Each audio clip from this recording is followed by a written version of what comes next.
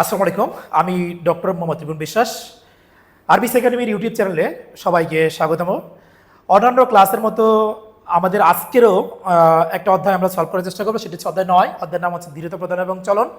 আমাদের এই ক্লাসগুলো দেওয়ার আসল উদ্দেশ্য হচ্ছে, অনেকে আমাদেরকে প্রশ্ন করে থাকেন যে স্যার আপনার কাছে আমরা দেশের অন্যান্য অঞ্চল থেকে অনলাইনে ক্লাস করার কোনো সম্ভাবনা আছে কিনা। তো সেক্ষেত্রে আমি এই ক্লাসগুলো আমাদের একাডেমির যারা স্টুডেন্ট আছেও তাদের জন্য দেওয়া হয়, পাশাপাশি যারা আমাদের কাছে পড়তে পারবে না বা আমাদের যাদের সামর্থ্য নাই যে অনলাইনে ক্লাস আমার কাছে করার বা পড়ার ওইরকম কোনো সিস্টেম আমাদের এখানে নাই, এই জন্য আমি চাই যে সবাই এমসিকিউগুলো অ্যাটলিস্ট ভালো করে পড়ুক। এবং আমি তোমাদেরকে বলেছিলাম এমসিকিউগুলো শেষ হওয়ার পরে আমি কিন্তু প্রত্যেকটা অধ্যায় বেসিসে আমি সিকিউ লেকচারগুলো আমি আপলোড দিয়ে যাব। আমার এই ভিডিওটি দর্শক যারা আছেন, যারা দেখবেন, অভিভাবক যারা আছেন এবং শিক্ষার্থীবৃন্দ যারা আছেন, যেহেতু এটা একটা শিক্ষামূলক চ্যানেল, আশা করি আপনারা সবাই সাবস্ক্রিপশন করে এবং শেয়ার দিয়ে আমাদের মন্তব্য করে আমাদের সাথে থাকবেন। কারণ এই এমসিকিউগুলো সলভ করলেই আমাদের যত স্টুডেন্টস আছে সায়েন্স যারা পড়ে, যেমন আপনি চিন্তা করেন বাংলাদেশের পঞ্চগড়ে যে সকল স্টুডেন্ট পড়াশোনা করে বা কুড়িগ্রামে যে সকল স্টুডেন্ট পড়াশোনা করে, তারা কিন্তু এইভাবে এমসিকিউগুলো এত সহজে প্র্যাকটিস করতে পারে না। সেক্ষেত্রে তাদের ডিজিটাল ডিভাইসও নাই। তো সব কিছু মিলেই আমার এই ভিডিওটা সবার জন্য দেওয়া। আমি আমাদের একাডেমির ছাত্রছাত্রীদের উদ্দেশ্যে বলবো যে তোমরা যারা ভিডিওটা যারা দেখবা, তোমাদের যারা বন্ধুরা আছে তাদের সাথে তোমরা ভিডিওটা শেয়ার করতে পারো। কারণ এখানে আমি 14টা অধ্যায় সর্বসাকুল্যে প্রায় 1000 থেকে শুরু করে 1200 এমসিকিউর মতো আমি তোমাদেরকে প্র্যাকটিস করাবো। এই এমসিকিউগুলো প্র্যাকটিস করলে আমি তোমাদেরকে এতটুকু আশ্বস্ত করতে পারি যে তোমরা বোর্ড পরীক্ষায় বায়োলজিতে 25-25ই পাবা, এটা আমার বিশ্বাস। তো আমি কথা না বাড়িয়ে আমি সরাসরি চলে যাচ্ছি। আমাদের আজকে 9 নম্বর অধ্যায়ের আমরা 80টি এমসিকিউ, যে এমসিকিউগুলো গুরুত্বপূর্ণ, এটা 100টি এমসিকিউ হয়নি, কারণ প্রশ্ন রিপিটেশন হয়ে যাচ্ছিল আর কি। সেই জন্য আমি 80টি এমসিকিউ তোমাদের জন্য রেডি করেছি। আগামী লেকচারে তোমরা 10 নম্বর অধ্যায় পাবা। একটা বিষয় খেয়াল করে দেখো, ছোট ছোট বালকোনা বিন্দু বিন্দু জল গড়ে তুলে মহাদেশ সাগরে অতল। এইটা বলার একটাই কারণ, আমি যখন ফার্স্ট ক্লাস শুরু করছিলাম তখন আমি নিজেও একটু ভয় ছিলাম যে শেষ করতে পারবো কি পারবো না, কিন্তু এখন দেখছি আমাদের প্রায় আজকে এটা হয়ে গেলে 9 নম্বর অধ্যায় হয়ে গেলে আমাদের প্রায় 70% আমাদের লেকচার কিন্তু কাভার আপ হয়ে যাবে আমাদের বইয়ের, আর 30% বাকি থাকবে। তো তোমরা আমার সাথে সাথে তাল মিলিয়ে চলো, আশা করি বায়োলজি নিয়ে তোমাদের আর কোনো ভয় থাকবে না। আচ্ছা, এবার আমরা আসি একদম শুরুতে। এখানে আমি 80টি এমসিকিউ যেটা আজকে আমি রেডি করেছি, বলা হয়েছে এখানে দেখো লেখা আছে প্রথম এমসিকিউ 1 নম্বরে যেটা, সেটি হচ্ছে কোনটি অস্থির বৈশিষ্ট্য। তাহলে অস্থিরা কেমন হবে? অস্থি কি স্থিতিস্থাপক, অস্থি কি দৃঢ়, অস্থি কি নরম, অস্থি কি তন্তুময়? এখন বলা হয়েছে কোনটি অস্থির বৈশিষ্ট্য। অস্থি স্থিতিস্থাপক না, কারণ হাত দিয়ে টাই না আপনি আসলে বড় করতে পারবেন না। অস্থি কি তন্তুময়, অস্থির মধ্যে সাধারণত ওইরকম স্পেশালি কোনো তন্তুর কথা উল্লেখ নেই। অস্থি কি নরম, অবশ্যই অস্থি অনেক শক্ত। তাহলে একটা অপশন ব্যাকে থাকলে সেটা অস্থি হচ্ছে আমাদের দৃঢ়, এটা হচ্ছে রাইট। এবার আমরা আসি টেন্ডনের টিস্যু হচ্ছে, এখানে বলা হয়েছে সাদা বর্ণের উজ্জ্বল, অশাক এবং তরঙ্গিত। তরঙ্গিত অশাকগুলো বলা হয়েছে এরকম শাখা নাই কিন্তু এরকম আঁকা বাঁকা, তন্তুময় এবং গুচ্ছাকারে থাকে। তাহলে এখানে টেন্ডনের বৈশিষ্ট্য তোমরা তোমাদের অধ্যায়ের এই অধ্যায়ের একদম লাস্ট পেজে লেখা আছে টেন্ডনের বৈশিষ্ট্য। সাদা এবং উজ্জ্বল বর্ণের, এটাও রাইট। অশাক এবং ত্বরান্বিত, এটাও রাইট। তন্তুময় এবং গুচ্ছাকারে থাকে, এটাও রাইট। তাহলে এই তিনটা যদি রাইট হয় সেই হিসেবে 3টা অপশন দেওয়া আছে, 1 নম্বর, 2 নম্বর এবং 3 নম্বর, এটা হচ্ছে আমাদের কি রাইট অ্যান্সার। এবার আমরা আসবো তারপরে প্রশ্ন নাম্বার 3 এবং 4। 3 নম্বর এবং 4 নম্বর প্রশ্ন যেটা দেওয়া আছে, নিচের উদ্দীপকটি পড়ো, 3 এবং 4 নং প্রশ্নের উত্তর দাও। 60 বছরের রহিমা বেগম হাত পায়ে ব্যথার জন্য তেমন কাজ করতে পারেন না। বলা হয়েছে চিকিৎসক বলেছেন তার শরীরে ক্যালসিয়ামের অভাবে অস্টিওপোরোসিস রোগ হয়েছে। প্রশ্ন করা হয়েছে রহিমা বেগমের উক্ত রোগের লক্ষণটি কি। অস্থির পুরুত্ব বেড়ে যাবে, অস্থি অনেক শক্তিশালী হওয়া, কখনোই না। কারণ কি, অস্টিওপোরোসিস হলে কখনো পুরুত্ব বাড়ে না, পুরুত্ব কমে। অস্থি ভঙ্গুর হয়ে যায়, কোমরে ব্যথা অনুভব করে, পেশি শক্তি বাড়তে থাকে। ব্যথা অনুভব আমি অনেক কারণে করতে পারি, কিন্তু অস্থি ভঙ্গুর হয়ে যাবে, অর্থাৎ অল্পতে অস্থিটা ভেঙে যাবে। অস্টিওপোরোসিসের একটা মূল বৈশিষ্ট্য হচ্ছে অস্থির মধ্যে এরকম ছিদ্র তৈরি হওয়া। অস্টিও মানে হাড্ডি, পোর মানে ছিদ্র, এরকম ছিদ্র তৈরি হলে হাড্ডিটা কি হবে, ভেঙে যাবে। তাহলে এটার রাইট অ্যান্সার হচ্ছে অস্থি ভঙ্গুর হয়ে যাওয়া। রহিমা বেগমের উক্ত রোগটি প্রতিরোধের উপায় কি। 1 নম্বর বলা হয়েছে র্যাফেজ যুক্ত খাবার খাওয়া। 2 নম্বর বলা হয়েছে অলসময় জীবন পরিহার করা। 3 নম্বর বলা হয়েছে ভিটামিন ডি যুক্ত খাদ্য কম খাওয়া। আমরা জানি যে হাড্ডির মধ্যে ক্যালসিয়ামকে প্রবেশ করাইতে হলে ভিটামিন ডি লাগবে। খুবই গুরুত্বপূর্ণ একটা ব্যাখ্যা। এখানে যারা ক্লাসগুলো করবা তারা অবশ্যই দেখবা, হাড্ডির মধ্যে মনে করো তুমি অনেক ক্যালসিয়াম খাইছো কিন্তু তোমার শরীরে ভিটামিন ডি নাই, তাইলে কিন্তু তোমার শরীরে ক্যালসিয়াম প্রবেশ করবে না। আবার তোমার শরীরে অনেক ভিটামিন ডি আছে কিন্তু সেখানে কোনো ক্যালসিয়াম নাই, তাইলেও কিন্তু কোনো কাজ হবে না। সেক্ষেত্রে দুইটা জিনিসই করসপন্ডেন্ট লাগবে। এখানে বলছে ভিটামিন ডি যুক্ত খাদ্য কম খাওয়া, তাহলে এই কমের জায়গায় অ্যান্সার তো বেশি, সেই কারণে এটা আমাদের বাদ যাবে। রাইট অ্যান্সার হবে এইটা এবং এইটা। সুতরাং 1 এবং 2 রাইট অ্যান্সার, 1 এবং 2 সে আমাদের অ্যান্সার হচ্ছে ক নাম্বারটা। এবার আমরা আসবো 5 নাম্বার। মানব কঙ্কাল কয়টি অস্থির সমন্বয়ে গঠিত? একেবারে সোজা একটা কোশ্চেন। এইটা না পারলে আসলে বায়োলজি পড়ার কোনো মিনিং হয় না। আমাদের দেহে কয়টা হাড্ডি আছে? 206টা। এটার আমি ব্যাখ্যার প্রসঙ্গে যাচ্ছি না, কিন্তু যদি প্রশ্ন এরকম আসে কলেজ লেভেল আমি যেটা পড়াই সেটি হচ্ছে যে তোমার কি বলে জন্মের সময় ভ্রূণ অবস্থায় হাড্ডি কতগুলো থাকে? 300টি। সুতরাং এইটা বুঝে একটু অ্যান্সার দিবে, এটা কলেজের পর অবশ্য। যদি প্রশ্ন আসে আমাদের ভ্রূণ অবস্থায় কতগুলো হাড্ডি থাকে, তাহলে অ্যান্সার হবে 300। আর আমাদের ক্ষেত্রে আমরা পরিপূর্ণ মানুষ, আমাদের ক্ষেত্রে হাড্ডি কত থাকবে? 206টি। ফুটবল খেলতে গিয়ে সাইফুল গোড়ালিতে আঘাত পেল, এক্ষেত্রে তার কোন অস্থি ক্ষতিগ্রস্ত হলো? এখন প্রশ্ন হচ্ছে গোড়ালির মধ্যে কোন অস্থি থাকে? আমাদের পায়ের গোড়ালিতে কি কি অস্থি থাকে? কার্পাল অস্থি মানে হাতের অস্থি, এগুলো কলেজের পড়া, ঠিক আছে? 9-10 সাধারণত এই ধরনের পড়া খুব কমই আছে। মেটা কার্পাল এটাও মানে হাতের অস্থি। এবার আমরা আসি মেটাটার্সাল, এটা কিন্তু পায়ের, আবার টার্সাল এটাও পায়ের। এখন স্পেসিফিক উল্লেখ করে দিচ্ছে তোমাকে গোড়ালি, তাহলে যদি গোড়ালির কথা বলা হয় সেক্ষেত্রে থাকবে টার্সাল, আর যদি বলে পায়ের পাতা সেক্ষেত্রে কিন্তু হবে মেটাটার্সাল। সুতরাং প্রশ্ন কিন্তু তোমাকে বুঝে আনসার করতে হবে। সুতরাং আমাদের রাইট আনসার হচ্ছে টার্সাল। এবার আসি কোনটি পেক্টোরাল গার্ডেলের অস্থি? এখন আমাকে বুঝতে হবে পেক্টোরাল গার্ডেল বলতে আমরা কোনটাকে বলা হয়েছে। পেক্টোরাল গার্ডেল বলতে আমার এই জায়গাটার কথা বলা হয়েছে, এই জায়গাটা। তাহলে এই জায়গাতে হাড্ডি আছে, সামনের দিকে ক্লাভিকল থাকে, পিছনের দিকে থাকে স্ক্যাপুলা। তাহলে এখানে আমাকে দেখতে হবে ক্লাভিকল এবং স্ক্যাপুলা, এই দুইটা জিনিস দিয়ে পেক্টোরাল গার্ডেল তৈরি হয়। সেক্ষেত্রে আমার অপশনে কি দেওয়া আছে? স্ক্যাপুলা দেওয়া আছে। সুতরাং রাইট অ্যান্সার স্ক্যাপুলা, বাকি এটা হচ্ছে না, ঠিক আছে? আচ্ছা, এবার আসি কোশ্চেন নাম্বার 8, একদম সোজা। এই ভিডিও যারা দেখবেন তাদের অবশ্য আমি বলে দিচ্ছি, ছাত্রছাত্রীদের উদ্দেশ্য করে বলে দিচ্ছি। অনেক সময় যা আমাদের বাংলা ভাষাভাষীতে আমরা অনেক সময় অনেক ডাক মানে আদর করে ডাইকে ভালোবাসে বলে জানো মানো এইসব কথা বলে থাকি। আসলে এই জানো মানো এইসব যাই বলুক না কেন, আসল মানেটা কিন্তু আমরা জানি না। জানো মানে হচ্ছে হাঁটু, জানো মানে হাঁটু। সুতরাং হাঁটুতে আমাদের যে অস্থিটা থাকে, গোলা একটা অস্থি, হাঁটুতে সবাই হাত দিলে এখানে ফিল করা যায়, পায়ের পাতার এখানে যেটা থাকে তার নাম হচ্ছে প্যাটেলা। তাহলে আমাদের প্যাটেলার অবস্থান কোথায়? এই জানুতে, ঠিক আছে? আচ্ছা, এই জানু কিন্তু সেই জানু না। এবার আসি মানব দেহের কঙ্কাল তন্ত্রকে প্রধানত কয় ভাগে ভাগ করা যায়? কঙ্কাল তন্ত্রকে প্রধানত কয় ভাগে ভাগ করা যায়, যেটা আমাকে আগে খেয়াল করতে হবে। কঙ্কাল তন্ত্রের মধ্যে অস্থি এবং তরুণ অস্থি এটা একটা ভাগ আছে। আবার যদি বলা হয় কঙ্কাল তন্ত্র 2 ভাগে ভাগ করা যায়, একটা আমাদের দেহের 2 সাইড বরাবর উপাঙ্গ এবং মাঝখান বরাবর যেটা দেয় সেটা অক্ষীয়। সুতরাং তুমি যেভাবেই ভাগ করো না কেন তোমাদের অ্যান্সার হবে কত? 2 ভাগে। আচ্ছা, এরপর আমরা আসি নিচের কোনটি সঠিক নয়? কোনটি সঠিক নয়? 1 নম্বর বলা হয়েছে কঙ্কাল পেশিকে সংরক্ষণ করে। 2 নম্বর বলা হয়েছে অন্তঃকঙ্কাল শরীরের অভ্যন্তরে অবস্থান করে। অস্থি ফসফরাস এবং ক্যালসিয়াম জমা রাখে। কঙ্কাল তন্তু থেকে রক্তকণিকা উৎপন্ন হয়। লিসেন টু মি, এখানে আমাকে খুব বুঝে আনসার দাগাইতে হবে, নাহলে কিন্তু প্রশ্নটা ভুলে যাবে। কঙ্কাল পেশিকে সংরক্ষণ করে, এই কথাটা ভুল। কেন ভুল জানেন? পেশি কঙ্কালকে সংরক্ষণ করে। বাইরে থেকে কি দেখা যায়? পেশি, ভিতরে কি আছে? কঙ্কাল। সুতরাং পেশি কঙ্কালকে সংরক্ষণ করে, কঙ্কাল পেশিরে সংরক্ষণ করে না। এটা উল্টা লেখছে। সুতরাং এইটা হবে আমাদের এই প্রশ্নের অ্যান্সার। এটা হবে না, এটা হবে না, এটা হবে না। এবার আসি অস্থি মজ্জা থেকে কোনটি তৈরি হয়? ভেরি ভেরি ইম্পর্টেন্ট একটা কোশ্চেন। যে আমরা জানি আমাদের যে ব্লাড আছে, রক্তকণিকা দেওয়া আছে, লোহিত রক্তকণিকা, শ্বেত রক্তকণিকা, অনুচক্রিকা, এই 3 ধরনের রক্তকণিকার মধ্যে তোমাদেরকে মনে রাখতে হবে লোহিত রক্তকণিকা এবং শ্বেত রক্তকণিকা যেটা, এটা আমাদের হাড্ডির ভিতরকার অস্থি মজ্জা থেকে তৈরি হয়। সুতরাং প্রশ্ন হচ্ছে অস্থি মজ্জা থেকে কোনটি তৈরি হয়? লোহিত রক্তকণিকা এবং শ্বেত রক্তকণিকা। এটাই হচ্ছে রাইট অ্যান্সার। এটাও ভুল, এটাও ভুল, এটাও ভুল, কারণ লসিকা তো আমাদের হওয়ার চান্স নাই। এখানে আবার রক্তরস দেওয়া, সেটা আমাদের হওয়ার কোনো চান্স নাই। আচ্ছা, অস্থিকোষকে কি বলে? একটা প্রশ্ন দিয়েছে এখানে, অস্থিকোষকে কি বলে? 1 নম্বর লেখা আছে যেমন কন্ড্রোব্লাস্ট, অস্টিওব্লাস্ট, ফাইব্রোব্লাস্ট, কোলাজেন। এটা বুঝে আনসার দেখাতে হবে। অস্থিকোষ, আমাকে অস্থির কোষ যদি প্রশ্ন আসে, আমার অস্থির কোষের একক হচ্ছে 4টা।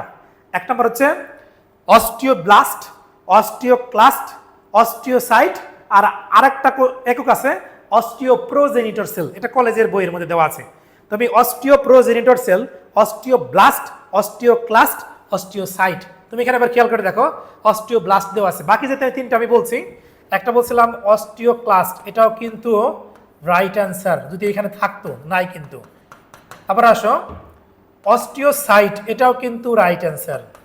এরপর আসো অস্টিওপ্রোজেনিটর সেল, প্রোজেনিটর সেল। যারা ভিডিও যারা দেখতেছো তোরা অবশ্যই অবভিয়াসলি এগুলো কিন্তু তোমরা খাতায় নোট করে নিবা, কারণ এই অপশন এটা না দিয়ে আমি যদি এটা বসাই দিতাম তাহলে কিন্তু রাইট অ্যান্সার এটাই হতো। এটা না দিয়ে আমি এটা বসাইতে পারতাম, এটা বসাইতে পারতাম। সুতরাং এই যে তারা ভিডিওগুলো যারা দেখবা তারা ব্যাখ্যা সহকারে এক্সপ্লেন সহকারে পড়তে শিখবা, তাহলে তোমার কি হবে কোন এমসিকিউ নিয়ে তুমি আর আটকাবা না। আর যদি তুমি মনে করো আমি মুখস্থ করে গেলাম তাহলে কিন্তু তুমি পরবর্তীতে প্রশ্ন আর দাগাইতে পারবে না, একটু ঘুরাই দিলেই শেষ কিন্তু। আচ্ছা নেক্সট আমরা আসি, হাড়ে শতকরা কত ভাগ পানি থাকে? খুব ইম্পর্টেন্ট কথা, হাড়টির মধ্যে কত পার্সেন্ট পানি আছে? এটা হচ্ছে 40 থেকে 50%। এটা আমাদের আলাদা করে এক্সপ্লেন করার কিছু নাই। এবার আমরা 14 নম্বর প্রশ্নে, অস্থির ভিতরে শতকরা কত ভাগ জৈব যৌগ থাকে? ভেরি ভেরি ইম্পর্টেন্ট একটা কোশ্চেন। দুইটা প্রশ্ন আছে আমাদের এখানে প্রশ্ন পরীক্ষা আসে, একটা হচ্ছে জৈব আর হচ্ছে অজৈব। আমি বলছি জৈব আর হচ্ছে অজৈব। আমাদের প্রশ্নের মধ্যে দেওয়া আছে কি জৈব কত পার্সেন্ট? দুইটা জিনিস, জৈবতে থাকে 40 আর অজৈবতে থাকে 60। ঠিক আছে, কারণ কি মনে রাখবো কিভাবে, জৈব বানাম কম এই জন্য 40%, অজৈব বানামটা বড় এই জন্য কত পার্সেন্ট? 60%। তাহলে বলা হলো অস্থির ভিতরে শতকরা কত ভাগ জৈব যৌগ থাকে? অ্যান্সার কত হবে? 40। অজৈব থাকলে কত হইতো? 60। কন্টিনের ভিতরে অবস্থিত গহ্বরগুলোর নাম কি? ভেরি ভেরি ইম্পর্টেন্ট, কন্টিনের ভিতরে অবস্থিত গহ্বরগুলোর নাম কি? এখন এই প্রশ্নটার এক্সপ্লেইন তোমাদের 9-10 বই কিনতে পাবে, দেওয়া নাই, এটা কলেজের বই সুন্দর করে দেওয়া আছে। এরকম গোল্লা গোল্লা আমরা অনেকগুলো লেয়ার আমরা পাই অস্থিকোষের মধ্যে, এই গোল্লাগুলো লেয়ারগুলোকে আমরা বলি ল্যামেলি। এই ল্যামেলির মধ্যে এরকম অংশ দেখা যায় গোল গোল, এদেরকে নাম বলা হয় ল্যাকুনি।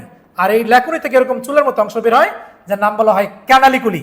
আমি এই জায়গাটাতে তোমরা কয়েকবার ভিডিওটা শুনবা, এটার নাম হয় লেয়ারের নাম হয় ল্যামেলি, এটা কলেজের পড়া কিন্তু। মাঝখানে যে কোষ দেওয়া আছে এটার নাম হয় ল্যাকুনা। এই ল্যাকুনা এটা এক বচন, এটাকে আমরা যদি বহুবচন করি তাহলে তার নাম হবে ল্যাকিউনি। এই যে আমরা যে বলছিলাম একটু আগে অস্থির কোষের নাম অস্টিওব্লাস্ট, অস্টিওব্লাস্ট আসলে কই থাকে? অস্টিওব্লাস্ট এই জায়গার মধ্যে থাকবে। তাহলে রাইট অ্যান্সার হচ্ছে আমাদের এইটা। কোনটি সঠিক?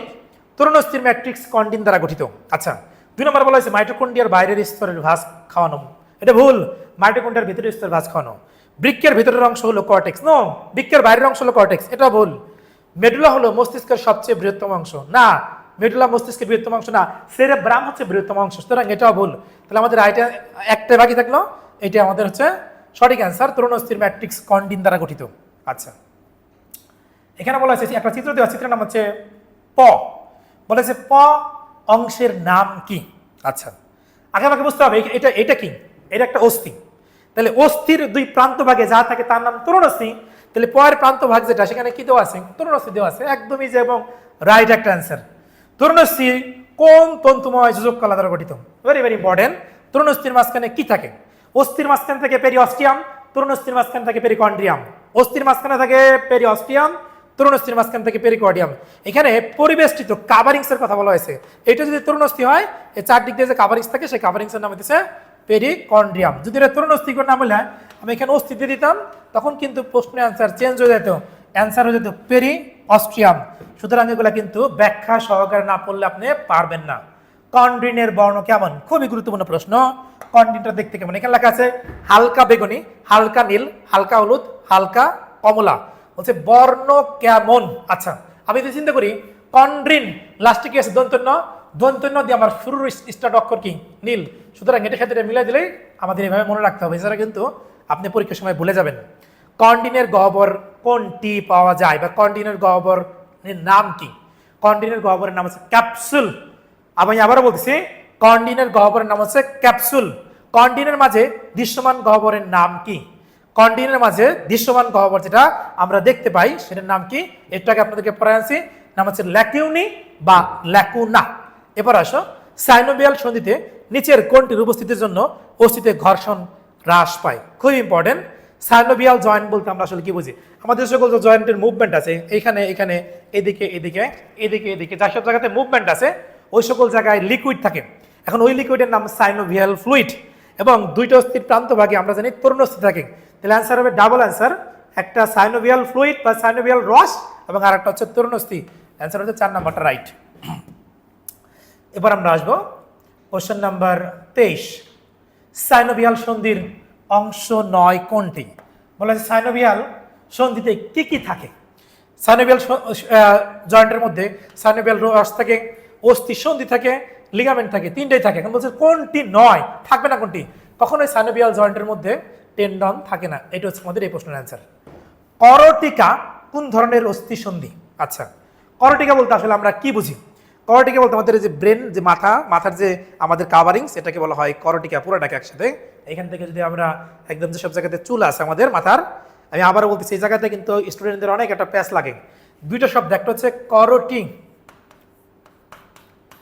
এটা বলতে কি বোঝায়? এটা বলতে বোঝায় একজন মানুষের গলাটা এখান থেকে কাইটা আলাদা করলাম, এটাকে বোঝায় করোটিং। বাট যতটুকু অংশ চুল দ্বারা কাভারেজ করা আছে এটাকে বলা হয় করোটিকা। এই জায়গার অস্থিগুলো এইরকম ভাবে লাগানো আছে, একদম একটার সাথে এইভাবে অ্যাটাচমেন্টে দেওয়া আছে। এই অ্যাটাচমেন্টকে আমরা নাম দিই সুচার জয়েন্ট। সুচার জয়েন্টগুলো সাধারণত ম্যাক্সিমাম ক্ষেত্রে নিশ্চল হয়, তাহলে এটা রাইট আনসার হচ্ছে নিশ্চল। কোনটি ঈষৎ সচল অস্থিসন্ধি? ঈষৎ সচল মানে হচ্ছে হালকা নড়ে, আমাদের মেরুদণ্ড যেটা সেটা কিন্তু স্লাইটলি মুভমেন্ট করে, তাহলে আমাদের মেরুদণ্ডের অস্থিসন্ধি, এটা হচ্ছে রাইট আনসার।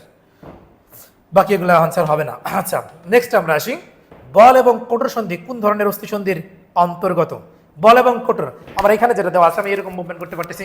আমার পায়ের কথা যদি বলা হয়, আমরা ফুটবল যখন খেলি ডানে বামে যে কোনো দিকে আমরা মুভমেন্ট করতে পারি, তাহলে বল এবং কঠোর এটা কি একটু সচল নাকি পুরোপুরি সচল? অবশ্যই পুরোপুরি সচল, রাইট অ্যান্সার পূর্ণ সচল। এরপরে আমরা আসবো কোশ্চেন নাম্বার 27 কোন অস্থিসন্ধি সহজে সঞ্চালন করা যায়, অর্থাৎ কোনটা খুব ইজিতেই মুভমেন্ট করা যায়? এখানে বলা হচ্ছে পায়ের অস্থিসন্ধি, 2 নম্বরে মেরুদণ্ডের অস্থিসন্ধি, দাঁত ও কোটরের অস্থিসন্ধি, আবার এরপরে বলা হয়েছে করোটিকার অস্থিসন্ধি। এটাতে মাত্রে পড়ে আসলাম, এটা নিশ্চল। দাঁত এটা কি সহজে নাড়ানো যায়? না, এটাও না। মেরুদণ্ড তো আংশিক নড়ে, এটাও না। একদম কমপ্লিটলি নড়ে, ফুটবল যখন খেলে লাত্তি মারে একদম বলটা উড়াই দেয়, সুতরাং এটা রাইট অ্যান্সার আছে পায়ের অস্থিসন্ধি। কোথায় বল এবং কঠোর সন্ধি বা বন্ধনী দেখা যায়? কোন জায়গাতে বল এবং কঠোর সন্ধি দেখা যায়?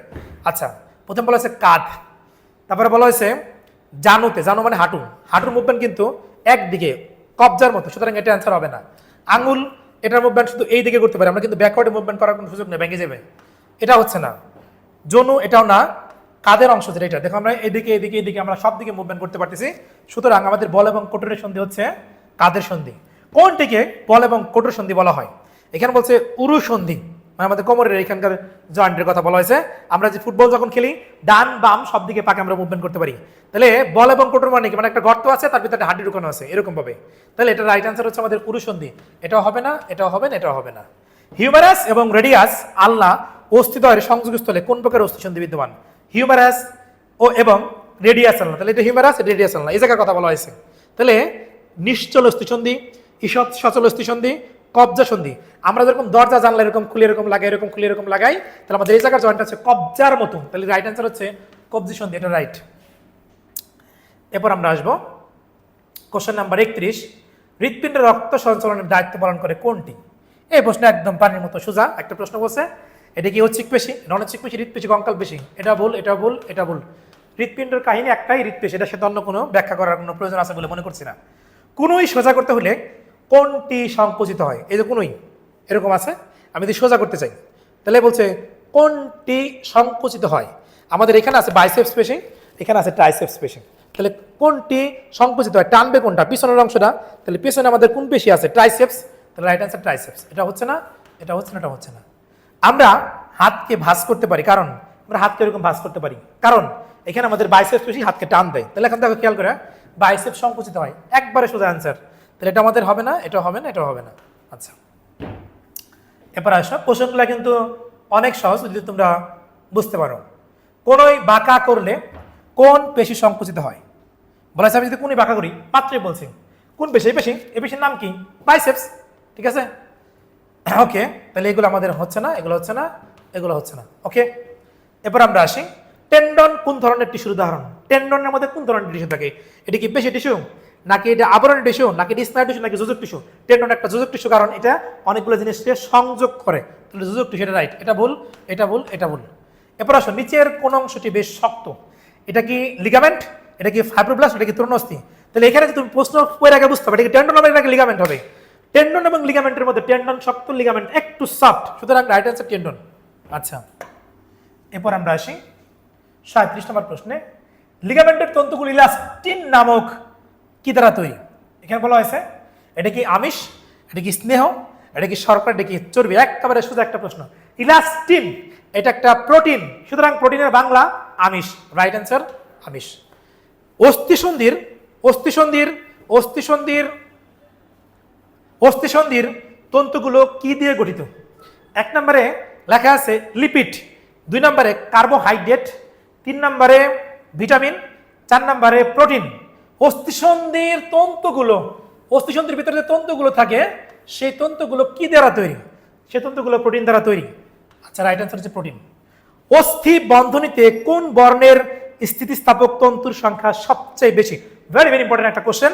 অস্থি বন্ধনীতে কোন ধরনের তন্তু থাকে? এটা কি পিত্ততন্তু, নাকি শ্বেততন্তু, নাকি হলুদ তন্তু, নাকি লাল তন্তু, নাকি খয়েরি তন্তু? আমি এখানে তোমাদেরকে একটু জিনিস আমি বলতে চাই, এই কোশ্চেনটা একটু ভুল আছে। কোশ্চেনটা কি ভুল আছে জানো? পিত একটা কালার, যে কালারটা নিয়ারেবল ইয়েলো, হলুদের মতো। সুতরাং এটার আনসার যদি কেউ হলুদ দেখায় তাহলে কিন্তু ভুল হওয়ার চান্স নাই। সুতরাং এই প্রশ্নটা যেহেতু আমরা বোর্ড থেকে নিছি, এই প্রশ্নটা একটু ভুল আছে, কিন্তু আমাদের বইয়ে সরাসরি লেখা আছে পিত কালার, এই জন্য আমরা পিতটা দেখাবো। কিন্তু পিত কালারটাও কিন্তু হলুদ কালার। অ্যাকচুয়ালি বেগুনি, নীল, আসমানি, সবুজ, হলুদ, কমলা, লাল, এর মধ্যে কি তুমি কখনো দেখছো যে পিত বলে কোনো কালার আছে? আছে।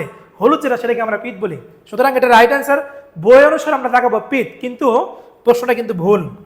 আচ্ছা, এবার আসো, নিচের কোন অংশগুলোর যৌথ প্রজননায় চাপ এবং টানের বিরুদ্ধে যান্ত্রিক প্রতিরোধ গড়ে তোলা সম্ভব? কোনটার কারণে আমরা চাপ এবং টানের বিরুদ্ধে যান্ত্রিক প্রতিরোধ গড়ে তুলতে পারি? সেটা হচ্ছে অস্থি এবং পেশি, এই দুইটা। কোনটি হাড়কে আটকে রাখে? এটা কি টেন্ডন, নাকি লিগামেন্ট, নাকি কবজি সন্ধি, নাকি তরুণস্থি? এটি হচ্ছে লিগামেন্টের কারণে। কোনটি হাড়কে আটকে রাখে? কি বলছি আমরা? লিগামেন্ট। অ্যারিওলার টিস্যুর দৈর্ঘ্য বরাবর টেন্ডনের মধ্যে নিচের কোনটি প্রবেশ করে না? খুব ইম্পর্টেন্ট কোশ্চেন, যে অ্যারিওলার টিস্যুর দৈর্ঘ্য বরাবর টেন্ডনের মধ্যে নিম্নের কোনটি প্রবেশ করে না? আমাকে জানতে হবে টেন্ডনে কি কি থাকে। টেন্ডনে থাকে রক্তনালী, স্নায়ু এবং লসিকা নালী, এই তিনটা জিনিস থাকে। থাকে না কি? লিগামেন্ট। আচ্ছা, এরপর আসো 43, অস্টিওপোরোসিস রোগের লক্ষণ কি? অস্টিওপোরোসিস রোগের লক্ষণ হলো, 1 নম্বরে দেওয়া আছে অস্থিসন্ধিতে খুব ব্যথা হয়, 2 নম্বর দেওয়া আছে অস্থিসন্ধিগুলো শক্ত হয়ে যায়, 3 নম্বর অস্থিসন্ধি নাড়াতে কষ্ট হয়, 4 নম্বর দেওয়া আছে পেশির শক্তি কমে যায়। আসলে অস্টিওপোরোসিস রোগের লক্ষণ হচ্ছে আমাদের পেশির যে শক্তি আছে সেটা কমে যাবে। এটা হচ্ছে আমাদের রাইট অ্যান্সার। এবার আসো, অস্টিওপোরোসিস সাধারণত কাদের হয়? খুব ইম্পর্টেন্ট একটা প্রশ্ন। কাদের হয়? যারা বয়স্ক বেশি, সেটা পুরুষ হোক এবং মহিলা হোক, বয়স্কদের হবে। আর বয়স্কদের মধ্যে আবার পুরুষ এর তুলনায় মহিলাদের বেশি হবে। তাহলে আমরা রাইট অ্যান্সার পাই গেছি 44, হচ্ছে ক নাম্বার। অস্টিওপোরোসিস হওয়ার কারণ কোনটি? এখানে বলা হয়েছে পানি কম পান করা, অতিরিক্ত পরিশ্রম, আমিষের অভাব। এই কোনটা ক্ষেত্রে সম্পর্ক নাই। যদি আমরা খনিজ লবণ কম খাই, ক্যালসিয়াম কম খাই, তাহলে কিন্তু আমাদের অস্টিওপোরোসিস হবে। আচ্ছা, মহিলাদের মেনোপজ হওয়ার পর কোন রোগ হওয়ার সম্ভাবনা সব থেকে বেশি থাকে? খুবই গুরুত্বপূর্ণ একটা প্রশ্ন, এবং অনেকে প্রশ্ন করে মেনোপজ মানে কি। আমাদের বাংলাদেশের আবহাওয়ায় যে সকল মায়েরা এবং বোনেরা আপ টু 40 ইয়ার্সের পরে আর সন্তান দিতে পারবে না, সেই টার্মটার নাম আমরা বলি মেনোপজ। এখন এই মেনোপজ হইলে ব্লাড সার্কুলেশন হাড্ডিতে কমে যায়। ব্লাড সার্কুলেশন যখন কমে যায় তখন হাড্ডি দুর্বল হয়ে যায়, হাড্ডিতে ছিদ্র হয়। হাড্ডি দুর্বল হয়ে যাওয়া, হাড্ডিতে ছিদ্র হয়ে যাওয়া, এই টার্মের নামই হচ্ছে আমাদের কি? অস্টিওপোরোসিস। এবার আমরা আসবো, অস্টিওপোরোসিস প্রতিরোধে কোন খাবারটি গ্রহণ করা যায়? খুবই গুরুত্বপূর্ণ প্রশ্ন। 1 নম্বরে বলছে দুধ, 2 নম্বরে ডাল, 3 নম্বরে বাদাম, 4 নম্বরে মাংস। আমরা দুধ এমন একটা খাবার, এই খাবারের মধ্যে আমরা সবকিছু উপাদান পাই। সুতরাং বাদাম, মাংস, ডাল সবকিছু বাদ, রাইট অ্যান্সার হচ্ছে দুধ। অস্টিওপোরোসিসের প্রতিকারের জন্য 50 পুরুষ এবং মহিলাদের দৈনিক কি পরিমাণ ক্যালসিয়াম গ্রহণ করা উচিত? ভেরি ভেরি ইম্পর্টেন্ট একটা কোশ্চেন। এটা 1200 মিলিগ্রাম। এটার ব্যাখ্যার কোনো প্রয়োজন নাই। ফাইমের বয়স 7 বছর, ইদানিং তার অস্থিসন্ধিতে বেশ যন্ত্রণা হচ্ছে। ফাইমের কোন রোগটি হতে পারে বলে আপনি মনে করেন? একদম খুবই সহজ, যেহেতু বাচ্চা বয়স, বাচ্চাদের যে রোগটা হয় সেটাকে আমরা, এবং বলা হয়েছে অস্থিসন্ধিতে বেশ যন্ত্রণা পাচ্ছে। বয়স্কদের হলে সেক্ষেত্রে আমরা চিন্তা করতে পারতাম যেটা অস্টিওপোরোসিস কিনা, যেহেতু এখানে একটা এজ দেওয়া আছে 7 বছর। সুতরাং এটার আমাদের একেবারে কনফার্ম অ্যান্সার, এটা হচ্ছে রিউমেটিক ফিভার, খাঁটি বাংলা ভাষায় বাত জ্বর। রিউমাটয়েড আর্থ্রাইটিস প্রতিরোধের জন্য কোনটি করতে হবে? খুবই গুরুত্বপূর্ণ প্রশ্ন। রিউমাটয়েড আর্থ্রাইটিস প্রতিরোধের জন্য কোনটি করতে হবে? কমলার রস খাওয়া, এখানে বলছে মাছ মাংস খাওয়া, দুগ্ধজাত দ্রব্য বর্জন, ডাক্তারের পরামর্শ অনুযায়ী ওষুধ খাওয়া। এখানে একদম ইজি অ্যান্সার, যে কি করা হচ্ছে সোজা কথা, আমি ডাক্তারের কাছে তো যাবো, ডাক্তারের পরামর্শ না, এটা হচ্ছে সব থেকে অ্যাপ্রোপ্রিয়েট অ্যান্সার। আর্থ্রাইটিস প্রতিরোধ করে কোনটি? এটাকে ডাল, এদিকে ডিম, এদিকে লেবুর রস, এদিকে সবজি। সব কিছুর ক্ষেত্রে খেয়াল করে দেখবেন সবজির মধ্যে আমরা অনেকগুলো ভিটামিন পাই থাকি। এটা আর আসলে রাইট অ্যান্সার হবে আর্থ্রাইটিসের ক্ষেত্রে সবজি। অস্থি সন্ধিতে প্রদাহ মানে ইনফেকশন, জ্বালা পড়া যেটাকে বলা হয়, প্রতিরোধের উপায় কি? ক্যালসিয়াম সমৃদ্ধ খাবার গ্রহণ করা, তারপরে বলা হয়েছে সবুজ শাকসবজি গ্রহণ করা, দুগ্ধজাত দ্রব্য খাওয়া, বীজ জাতীয় খাবার খাওয়া।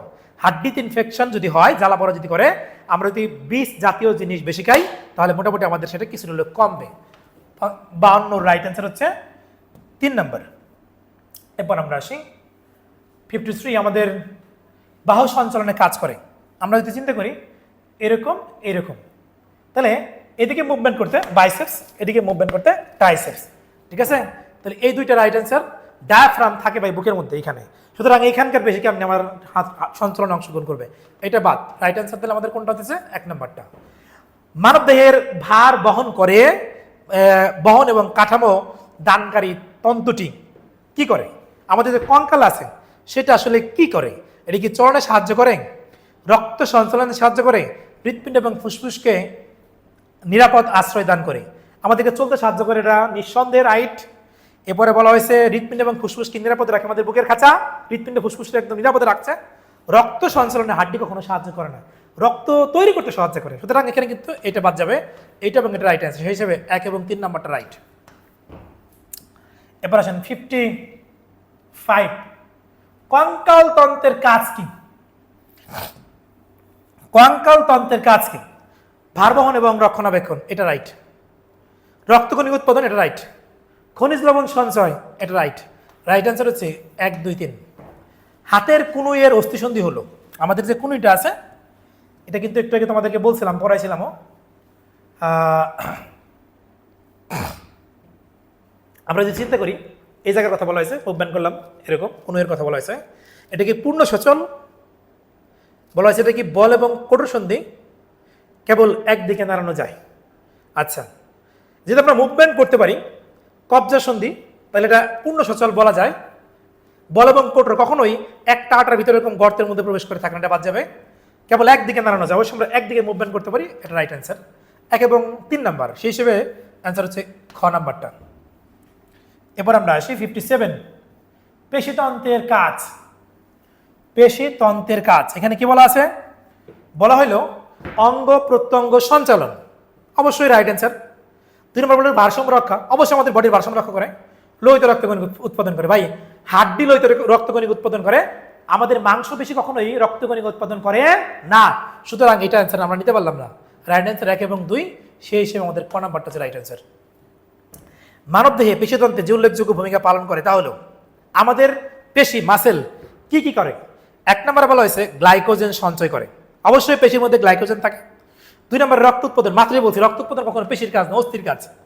3 নম্বরে রক্ত সঞ্চালন, পেশির মধ্যে দিয়ে রক্ত যায়, সুতরাং এটা রাইট অ্যান্সার। 1 এবং 3 রাইট অ্যান্সার হলে আমাদের রাইট অ্যান্সার হতেছে খ নাম্বারটা। এবার আমরা আসবো 59 এবং 60, এই দুইটা প্রশ্ন একটু খেয়াল করে দেখো। কোন ওই বাঁকা করতে ভাঁজ করলাম, বাইসেপস সংকুচিত হয়, এটা রাইট অ্যান্সার। ট্রাইসেপস তখন রিল্যাক্স হয়, মানে প্রসারিত হয়। এখানে স্লথ ইংলিশ মানে রিল্যাক্স, বা এটাকে আমরা বলি প্রসারণ, সবগুলোই কিন্তু রাইট অ্যান্সার। এই জন্য তোমাদেরকে বলি ব্যাখ্যাটা জানতে হবে, খালি আমি এখানে স্লথ না দিয়ে এখানে আমি রিল্যাক্স দিতে পারতাম, রিল্যাক্স না দিয়ে এখানে প্রসারণ দিতে পারতাম, সুতরাং 1 নম্বর 2 নম্বর দুইটা রাইট পেলাম। রেডিয়াস আলনাকে টেনে বাঁকা করতে সহায়তা করে, এইটাই এখানে হাড্ডি থাকে রেডিয়াস, এখানে আলনা, সরি ভুল বললাম, এখানে রেডিয়াস এবং আলনা, এখানে হিউমেরাস, টাইম এটাকে কাছে নিয়ে আসে, সুতরাং কি এটা রাইট অ্যান্সার। Right answer 1, 2, 3। বাহুর সঞ্চালনে কাজ করে কোনটি? বাহু সঞ্চালন, বাহু সঞ্চালনে কাজ করে কোনটি? বাইসেপস পেশি, রাইট। ট্রাইসেপস পেশি, রাইট। কোয়াড্রিসেপস পেশি, এখানে কোয়াড্রিসেপস পেশি থেকে আমাদের পায়ের মধ্যে ভায়া, ঠিক আছে, সুতরাং এইটা আমাদের এখানে হবে না, রাইট অ্যান্সার হচ্ছে 1 এবং 2। এবার আমরা আসবো 61 এবং 62।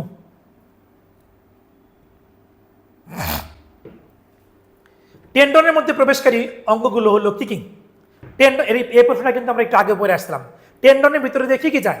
রক্তনালী যায়, এটা রাইট অ্যান্সার। লসিকা নালী যায়, এটাও রাইট অ্যান্সার। স্নায়ু যায়, এটাও রাইট অ্যান্সার। সুতরাং এই 3টা রাইট হিসেবে নিলে আমাদের রাইট অ্যান্সার হবে 1, 2, 3, 4 নাম্বারটা। সার্কোলেমা হচ্ছে পেশির কাভারিংস, এটা রাইট অ্যান্সার। পেশি এবং টেন্ডনের সংযোগস্থলে যা শেষ হয়, এটা রাইট অ্যান্সার। অস্থির কাভারিংস না ভাই, অস্থির কাভারিংসের নাম হচ্ছে পেরিঅস্টিয়াম, সুতরাং এটা আমি নিতে পারলাম না। এইটা এবং এটা রাইট, সুতরাং 1 এবং 2 এই দুটো রাইট অ্যান্সার। এরপর আমরা আসি 62 এর পরে 63, অস্টিওপোরোসিস রোগের কারণ কি? মানে হাড্ডি যে ছিদ্র হয়ে যায়, সেই হাড্ডির ছিদ্র হওয়ার কারণ কি? অবশ্যই ক্যালসিয়ামের ঘাটতি হলে, আমি কিন্তু ক্লাসে বলছিলাম যে হাড্ডির মধ্যে ক্যালসিয়াম ঢুকতে হবে, এক্ষেত্রে সহায়তা করবে ভিটামিন ডি, সুতরাং ক্যালসিয়ামের অভাব হলে এটা হবে, এটা রাইট অ্যান্সার। স্টেরয়েড ওষুধ সেবন, বেশি দিন স্টেরয়েড খাইলে সেক্ষেত্রে হাড্ডিতে সমস্যা হয়, এটা রাইট অ্যান্সার। মহিলাদের মেনোপজ, এটা রাইট অ্যান্সার। সুতরাং রাইট অ্যান্সার হচ্ছে 1, 2, 3 তিনটা রাইট অ্যান্সার। এরপর আসো 64 এবং 65, আমাদের একটা উদ্দীপক দিয়ে আমাদের এই দুইটা অ্যান্সার কমপ্লিট করতে হবে। বলা হয়েছে মাহি দুধ খেতে চায় না, তার মা তাকে দুধ খাওয়ানোর চেষ্টা করেন, কিন্তু সে কিছুতেই খাবে না। তখন তার মা তাকে বুঝিয়ে বললো যে দুধে ক্যালসিয়াম থাকে, আর ক্যালসিয়াম হলো হাড় তৈরির অন্যতম উপাদান, তাই দুধ না খেলে হাড় মজবুত হবে না। উদ্দীপকে আলোচিত বিষয়ে কত ভাগ জৈব পদার্থ থাকে? খুবই ইম্পর্টেন্ট, আমি পড়াই বলছি। হাড্ডিতে জৈব উপাদান থাকে কত পার্সেন্ট? 40, আর অজৈব উপাদান কত পার্সেন্ট থাকে? 60, সুতরাং এটার 64 রাইট অ্যান্সার হচ্ছে 1। উদ্দীপকে আলোচিত বিষয়টি যে হাড়ের কথা বলা হয়েছে, হাড্ডি কি যোজক কলার রূপ? অবশ্যই হাড্ডি যোজক কলার একটা রূপ। আমাদের দেহের সব থেকে দৃঢ় রূপ হচ্ছে হাড্ডি, এটা রাইট।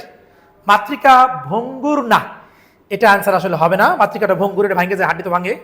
1 এবং 2 এটা হচ্ছে রাইট অ্যান্সার, আমাদের এটা বাদ গেল। 65 এর 1 নাম্বার এবং 2 নাম্বার এটা রাইট অ্যান্সার। এবার আমরা আসবো 66, নিচের উদ্দীপকের আলোকে 66 এবং 67 এই দুইটা প্রশ্নের অ্যান্সার দাও। কি বলা হয়েছে এখানে? বলা হইল চিত্রের কে চিহ্নিত অংশটির নাম কি? একদম সহজ, আমাকে আগে এখানে বুঝতে হবে, কিন্তু এইখানে কিন্তু মার্কিং দেয় নাই ভাই।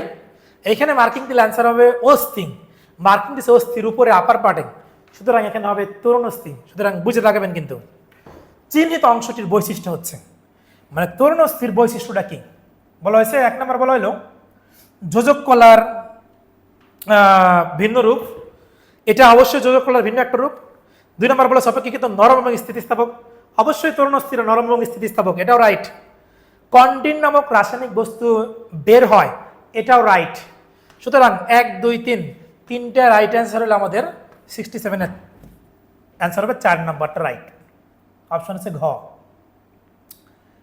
উদ্দীপকের আলোকে 68 এবং 69 প্রশ্নের উত্তর দাও।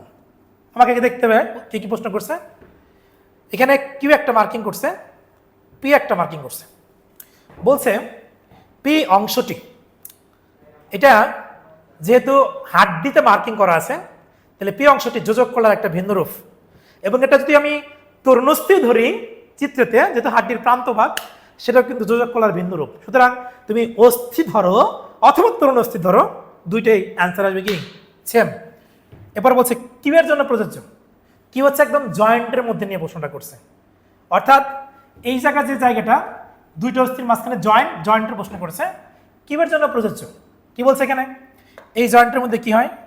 এখানে কি সাইনোভিয়াল রস থাকে? এটা অবশ্যই রাইট অ্যান্সার, সাইনোভিয়াল রস থাকে। এরপর বলা হয়েছে অস্থি তরুণস্থিযুক্ত, এটা ফালতু অপশন দিয়ে রাখছে, এটা আসলে ভুল। অস্থিতে ঘর্ষণ হয় না, স্বাভাবিক জয়েন্টের মাঝখানে ঘর্ষণ হওয়ার সুযোগ নেই, কারণ কি সাইনোভিয়াল রস যেহেতু থাকে। সুতরাং 1 নম্বর এবং 3 নম্বর আমি যদি রাইট হিসেবে নিই, সুতরাং আমাদের রাইট অপশন হবে এইটা। এরপর আসো 69 শেষ, এবার আমরা আসবো 70 এবং 71 এই দুটা প্রশ্ন। বলা হইল যে চিত্রটা দেওয়া আছে আগের মতোই, ক নাম্বারটা একদম জয়েন্টের মাঝখানে বোঝাইছে, আর খ নাম্বারটা অস্থির প্রান্ত বাক্যে বোঝাইছে। ক চিহ্নিত অংশ কি থাকে? জয়েন্টের মধ্যে কি থাকে? সাইনোভিয়াল রস থাকে, সাইনোভিয়াল ফ্লুইড থাকে, রাইট অ্যান্সার। এরপর বলেছে উদ্দীপকের চিত্রের খ অংশটির কাজ কি? খ অংশ আসলে কি কাজ করে? তরুণস্থি কি কাজ করে? অস্থিতে ঘর্ষণজনিত ক্ষয় হ্রাস করে, ক্যালসিয়াম উৎপাদন করে, তারপরে সৌন্দর্য বৃদ্ধিতে সাহায্য করে, এটা ফালতু কথা বলে রাখছে, ঠিক আছে। শক্তি উৎপাদন এবং ক্ষয় হ্রাস করে, এখানে দেখেন ক্ষয় হ্রাস, এটা কিন্তু আমি রাইট অ্যান্সার নিতে পারতাম, কিন্তু এটা একই সাথে কি করে? এনার্জি তো প্রডিউস করে, এজন্য আমাদের রাইট অ্যান্সার হবে একদম অ্যাপ্রোপ্রিয়েট রাইট অ্যান্সার হচ্ছে সরি ভুল বললাম, সরি সরি একটু একটু একটু এখানে আসলে শক্তি উৎপাদনের সাথে কোনো জড়িত নেই, এটা বাদ। অস্তিত্বস্থিতে ঘর্ষণজনিত ক্ষয় হ্রাস করে, সুতরাং 71 রাইট অ্যান্সার হচ্ছে ক নাম্বারটা। একটু মিস্টেক ছিল আর কি, কারেকশন করে নিবা। চিত্রের আলোকে 72 এবং 73 নম্বর প্রশ্ন উত্তর দাও। তুমি আগে চিত্রটা আগে দেখতে হবে, যদিও এই ধরনের চিত্র আসলে খুঁজে পাওয়া বহুত কঠিন। মার্কিং করে দিছে, একটা এক্স মার্কিং করছে, একটা ওয়াইতে মার্কিং করছে। বলা হয়েছে, আমি আগে দেখি প্রশ্নের মধ্যে কি বলছে, যে এক্স যেখানে বলা হয়েছে আসলে এটা আমাদের এইখানের অস্থি, এই জায়গাতে যে অস্থিটা থাকে তার নাম হচ্ছে স্ক্যাপুলা। সুতরাং এক্সটা একদম স্ক্যাপুলাতে মার্কিং করা, ঠিক আছে, রাইট অ্যান্সার স্ক্যাপুলা। ওয়াইয়ের সঙ্গে সংযুক্ত পেশিগুলোতে ইচ্ছাধীন স্নায়ুর একটা প্রভাব আছে, মানে ওয়াই হিউমেরাসের কথা বলা হয়েছে, কারণ এখানে হিউমেরাস থাকে, এখানে যে পেশিগুলো থাকে, তাহলে এক্স আমাদের স্ক্যাপুলা, ওয়াইটা হিউমেরাস। ওয়াইয়ের সঙ্গে সংযুক্ত পেশিগুলোতে ইচ্ছাধীন স্নায়ুর প্রভাব আছে, এটা রাইট অ্যান্সার। ইচ্ছাধীন পেশির প্রভাব আছে, এটা রাইট অ্যান্সার। দেহের জন্য আমাদের এটা শক্তিকে ডিপোজিট করতে পারে, এটা রাইট অ্যান্সার। তাহলে আমাদের 1 2 3 এই তিনটে আমরা যদি রাইট অ্যান্সার নিই, সেই হিসেবে আমাদের রাইট অ্যান্সার হবে 73 এই 4 নম্বর অপশনটা। ওকে, এবার আমরা 74 এবং 75 এখানে আমরা চলে আসছি অলরেডি। বলা আছে, একটু খেয়াল করে দেখতে পাও তোমরা, দুইটা হাড্ডি আছে, এই ওয়াই দ্বারা এই জয়েন্টটাকে বোঝাইছে, এক্স দ্বারা এই হাড্ডিটাকে বোঝাইছে। বলা আছে উপরের চিত্রে টেন্ডন টিস্যুর সম্পর্কে ভুল তথ্য কোনটি? টেন্ডন যদি হয় সেটা কি শাখা প্রশাখাবিহীন, এটা তো সত্য। এটা কি আঁকা বাঁকা, এটাও সত্য। এটা কি গুচ্ছাকার বিন্যস্ত থাকে, এটাও সত্য। এটা অনুজ্জ্বল শ্বেততন্তু, ভাই এটা মিথ্যা কথা, এটা উজ্জ্বল শ্বেততন্তু, ঠিক আছে। এবার আমরা আসবো পেশি বন্ধনী, মানে জয়েন্টের কথা বলা হয়েছে। জয়েন্টের বাংলা মানে পেশি বন্ধনী। পেশি বন্ধনী এটা আসলে কি করে? যেটা লিগামেন্টের কথা বলা হয়েছে, এটা কি অস্থির সাথে যুক্ত থাকে? অবশ্যই দৃঢ়স্থিকে যুক্ত রাখে। এটা কি দৃঢ়তা দান করে? অবশ্যই দৃঢ়তা দান করে। এটা কি যেটা জয়েন্টকে সংযুক্ত করে? অবশ্যই জয়েন্টকে সংযুক্ত করে। সেই হিসেবে 1 2 3 তিনটা রাইট অ্যান্সার। রাইট অ্যান্সার হচ্ছে আমাদের এটা। এবারে আমরা আসবো নিচের চিত্রের আলোকে 76 এবং 77 প্রশ্নের উত্তর দাও। এখানে আমরা যদি খেয়াল করে দেখি যে রাজন খেলার মাঠে পড়ে গিয়ে হাঁটুতে তীব্র ব্যথা পায়, চোট পায় হাঁটুতে। পরীক্ষা করে দেখা গেছে যে তার হাঁটুর পাতলা কাপড়ের মতো কোমলতা ধীর স্থিতিস্থাপক অংশ ছিঁড়ে যায়। পাতলা কাপড়ের মতো কোমলতা ধীর স্থিতিস্থাপক, একেবারে সহজ অ্যান্সার, নাম হচ্ছে লিগামেন্ট। লিগামেন্টের বৈশিষ্ট্য কি? এটা কি শাখা প্রশাখা বিশিষ্ট? এটা কি শ্বেততন্তু পিত্তন্তু থাকে? এটা কি ইলাস্টিন প্রোটিন দ্বারা তৈরি? অবশ্যই এটা ব্রাঞ্চিং আছে, রাইট অ্যান্সার। শ্বেততন্তু পিত্তন্তু দ্বারা তৈরি, এটাও রাইট অ্যান্সার। ইলাস্টিন নামক প্রোটিন দিয়ে তৈরি, এটাও রাইট অ্যান্সার। সুতরাং আমাদের রাইট অ্যান্সার হচ্ছে 4 নাম্বারটা। আমরা আজকের ক্লাসের একদম শেষ পর্যন্ত চলে আসছি। আমাদের 78 এবং 79 প্রশ্ন একটু খেয়াল করে দেখেন। 70 বছর বয়সে রহমান সাহেবের অস্থিগুলো ফুলে গেছে, তিনি এগুলো নাড়াতে ব্যথা পান। রহমান সাহেবের কোন রোগটিতে ভুগছেন? এটা কি আর্থ্রাইটিস, থ্যালাসেমিয়া, অ্যাপিলেপসি? এগুলো থ্যালাসেমিয়া তো মানে ক্যান্সার, অ্যাপিলেপসি মানে মৃগী রোগ। এখানে যেহেতু নাড়াতে কষ্ট হইতেছে, তাহলে এটার নাম হবে আর্থ্রাইটিস, অস্টিওপোরোসিস না। এবার আমরা আসবো এই আর্থ্রাইটিস রোগ থেকে আমরা যদি প্রতিকার পাইতে চাই, তাহলে আমাদেরকে কি করতে হবে? যন্ত্রণাদায়ক গেটের উপরে গরম সেক দেওয়া, এটা রাইট অ্যান্সার। সুষম এবং আয়যুক্ত খাবার খাওয়া, এটা রাইট অ্যান্সার। নড়াচড়া না করো না ভাই, যে কোনো জয়েন্টে মুভমেন্ট করাইতে হবে, ঠিক আছে। সুতরাং এটা নিতে পারলাম না, এটা হচ্ছে রাইট অ্যান্সার। আমাদের আজকের ক্লাসের আমরা একদম শেষ পর্যায়ে প্রায় চলে আসছি। রিউমাটয়েড আর্থ্রাইটিস, এই রোগের লক্ষণ আসলে কি? ঠিক আছে, আমরা সবাই জানি রিউমাটয়েড আর্থ্রাইটিস মানে জয়েন্টগুলো ফুলে যাওয়া, জয়েন্টে ব্যথা হওয়া, মুভমেন্ট করতে পারবে না। অস্থিসন্ধিগুলো শক্ত হয় না, মানে শক্ত হয়, অস্থিতে ব্যথা হয়, আবার অস্থিসন্ধিতে ব্যথা হয়, অস্থিসন্ধি নাড়াতে কম কষ্ট হয়, অনেক বেশি কষ্ট হয়। সুতরাং এটাও হবে না রাইট অ্যান্সার, এটাও হবে না, এটাও হবে না, রাইট অ্যান্সার হচ্ছে এটা। তোমাদেরকে আজকের ক্লাসে আমি যেভাবে ব্যাখ্যা সহ নিলাম, তোমরা যদি প্রত্যেকটা এমসিকিউ এইভাবে ব্যাখ্যা সহকারে পড়তে পারো, আশা করি তুমি এমসিকিউতে 25 আউট অফ 25 পাবা। আমাদের এবছর 2025 সালে সকল এসএসসি শিক্ষার্থীরা যারা পরীক্ষা দিয়েছেন, তারা বায়োলজি পরীক্ষা দিয়ে এতটুকু বলেছেন যে স্যার আপনি যে প্রশ্নগুলো আমাদের ক্লাসে পড়িয়েছেন, আমি তাকে ইউটিউবে লেকচার দিতাম না, তো সেই ভিতর থেকে প্রশ্নগুলো আসছে। বেসিক যদি ক্লিয়ার থাকে তাহলে প্রশ্নগুলো অ্যান্সার করা সম্ভব। আদারওয়াইজ শুধু মুখস্থ করে গতানুগতিক ধারায় তুমি আর এখন অ্যান্সার করতে পারবে না। তো যাই হোক, আমার একটা বিনীত অনুরোধ থাকবে তোমাদের কাছে, তোমাদের এই ক্লাসগুলো তোমাদের বন্ধুদের সাথে তোমরা শেয়ার করবা, ঠিক আছে? যেহেতু এটা একটা শিক্ষামূলক ভিডিও, তুমি নিজে জানলা, তোমার ফ্রেন্ডও জানলো, আশা করি ক্ষতি হবে না, তোমাদের পরীক্ষার ক্ষেত্রে এই জিনিসগুলো অনেক কাজে লাগবে, ঠিক আছে? আজকের ক্লাস থেকে আমি বিদায় নিচ্ছি, ডক্টর মোহাম্মদ জীবন বিশ্বাস। ইনশাল্লাহ আগামী ক্লাসে অধ্যায় 10 নিয়ে তোমাদের সামনে আবারও হাজির হব। যদি কারো কোনো কোশ্চেন, এখানে কোনো প্রবলেম মনে হয়, প্লিজ অবশ্যই তোমরা কমেন্ট সেকশনে সেই প্রশ্নের নাম্বারটা জানালে আমি দরকার হলে আলাদা একটা ভিডিওই করবো যে আমার কোন কোন লেকচারে কোন কোন কোশ্চেনে তোমাদের প্রবলেম ছিল। ভালো থেকো, সুস্থ থাকো, আল্লাহ হাফেজ।